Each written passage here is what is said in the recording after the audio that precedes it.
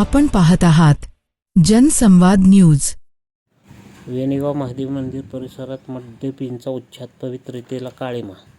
प्रतिनिधी वेणेगाव येथील पवित्र महादेव मंदिर परिसरात सध्या दारुड्यांचा अड्डा बनल्याचे धक्कादायक चित्र समोर आले आहे। मंदिराच्या आजूबाजूला दारूच्या रिकाम्या बाटल्या, ग्लास, पाण्याच्या बाटल्या, कचरा मोठ्या प्रमाणात पडलेला दिसून येत आहे। त्यामुळे मंदिराची पवित्रता धोक्यात आली असून भाविकांमध्ये तीव्र नाराजी व्यक्त होत आहे। विशेष म्हणजे ग्रामपंचायत सर्वसामान्य नागरिकांच्या सोयीसाठी आणलेल्या सार्वजनिक उताराच्या आडोशाला काही मद्यपी दारू पिण्यासाठी बसत असल्याचे चित्र समोर येत आहे। रात्रीच्या वेळी या ठिकाणी दारू पार्ट्या रंगतात, त्यामुळे परिसरात अस्वच्छता, गैरप्रकार वाढत आहेत।